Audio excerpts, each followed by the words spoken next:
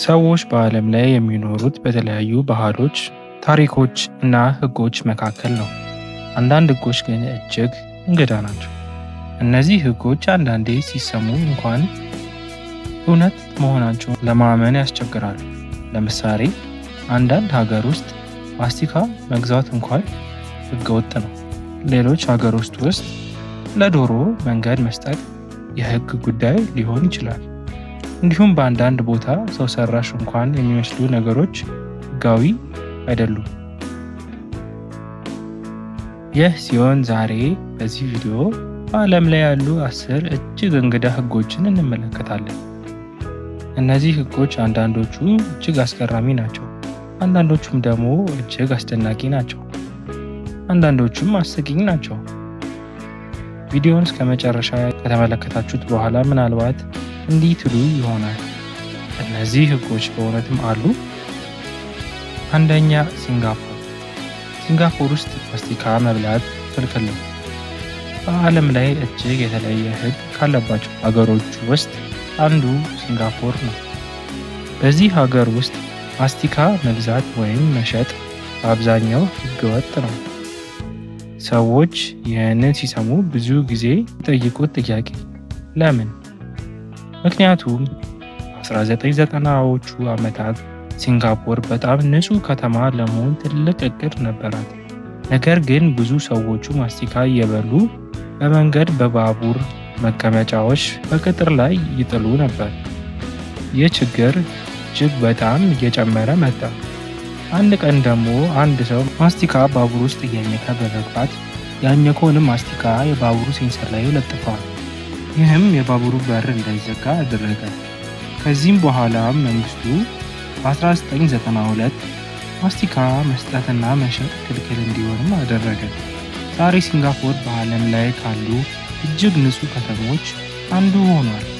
ነገር ግን እርስዎ ማስቲካ መንገድ ላይ ከጣሉ ትልቅ ቅጣት ሊከፍሉ ይችላሉ። ሁለተኛ፣ በጣሊያን ቬኒስ ለአሳ ምግብ መስጠት ክልክል ነው። ቬኒስ በጣም ውብ ከተማ ነች። ከተማዋም በውሃ ላይ የተገነባች ስለሆነች እጅግ በዓለም ታዋቂ ነው። ብዙ ቱሪስቶችም ወደዚያ ሲመጡ አሳዎቹን ለመመገብ ይሞክራሉ። ነገር ግን በቬኒስ ይሄ ሕገወጥ ነው። ምክንያቱም ብዙ ዓመታት በፊት ቱሪስቶች እጅግ ብዙ ምግብ ስለሚጥሉ ነው።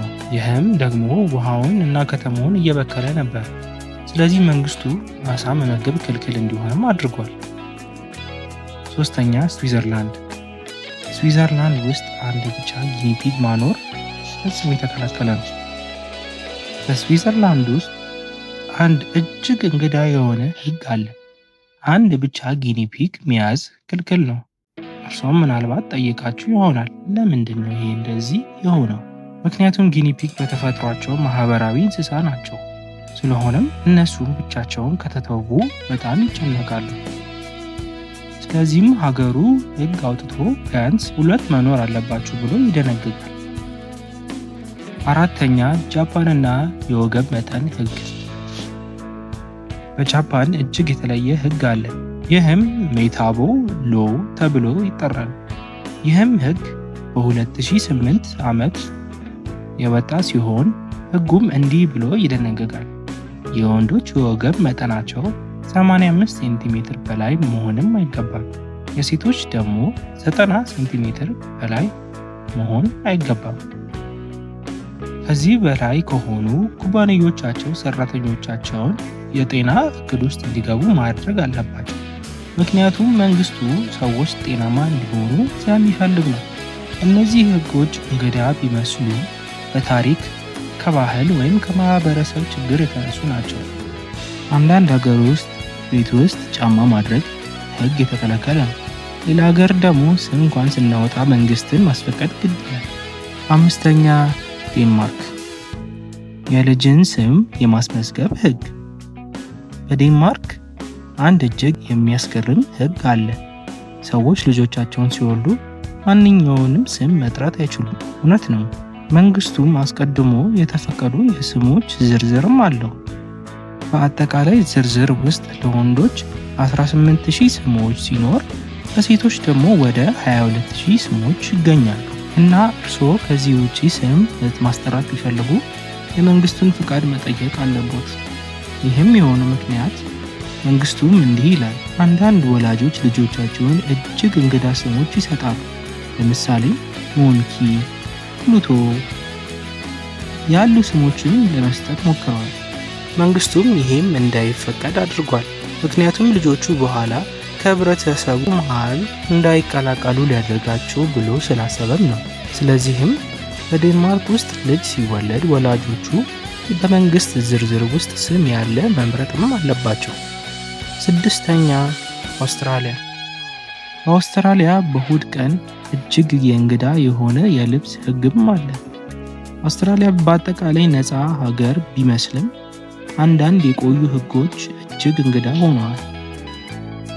እነሱም በአንዳንድ የአውስትራሊያ ክፍሎች ውስጥ በእሁድ ቀን የተወሰነ አይነት ልብስ መልበስ ክልክል ነበር።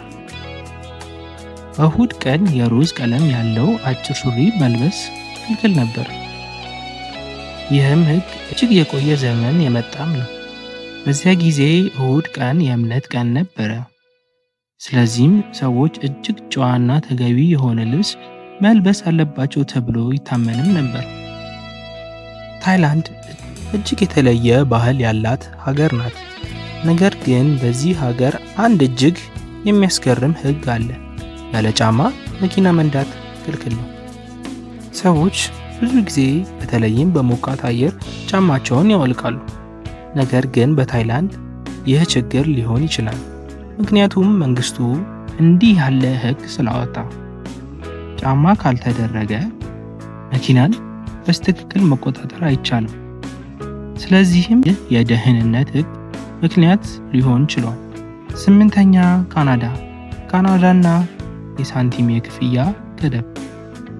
ካናዳ እጅግ ዘመናዊ ሀገር ቢሆንም አንድ የሚያስገርም ህግ አለ። እርሱም በሱቅ ሲገዙ ብዙ ሳንቲሞች ብቻ በመክፈል መግዛት አይቻልም። ለምሳሌ አንድ ሰው $100 ነገር በ1 ሳንቲም ለመክፈል ከፈለገ ሱቁ መቀበል አያስገድደውም፣ ምክንያቱም ቀላል ነው። እንዲህ ያለ ክፍያ ጊዜ ይወስዳል፣ ሰራተኞችን ያደክማል፣ ንግድንም ያዘገኛል። ስለዚህ ካናዳዊ ሳንቲም ገደብም አሉ። 9ኛ ፈረንሳይ። ፈረንሳይ ውስጥ የሞተ ሰውን ማግባት ይፈቀዳል። ከሁሉም የሚያስገርሙት ህጎቹ አንዱ በፈረንሳይም ይገኛል። በዚህም ሀገር የሞተን ሰውን ማግባት ህጋዊ ሊሆን ይችላል። ይህም ፖስቱሚየስ ሜሪጅ ተብሎ ይጠራል። ይህም ህግ በ1959 የተጀመረ ሲሆን በዚህም ጊዜ አንድ ትልቅ የግድብ አደጋ ተፈጥሮ ነበረ። ብዙ ሰዎችም በዚህ የግድብ አደጋ አልቀዋል። ከሞቱትም መካከል አንዱ በቅርቡ ሊያገባ የነበረ ወጣት ነበር። ሚስቱም የጊዜው መንግስት ሄዳ እንዲህ ብላ ጠይቃ ነበር፣ የሞተውን እጮኛዬን ማግባት እፈልጋለሁ። ከዚህም በኋላ መንግስቱ ልዩ ህግ አወጣ። ነገር ግን ይህ ቀላል አልነበረም። ሰውየውም ከመሞቱ በፊት በእውነት ሊያገባ እንደነበር ማረጋገጥ አለበት። እናም የፕሬዝዳንት ፍቃድ እንኳን ያስፈልጋል። 10ኛ አሜሪካ። እጅግ እንግዳ የሆነ አካባቢ ህጎች። አሜሪካ በጣም ትልቅ ሀገር ስለሆነ በተለያዩ ግዛቶች እጅግ እንግዳ የሆኑ ህጎችም አሉት።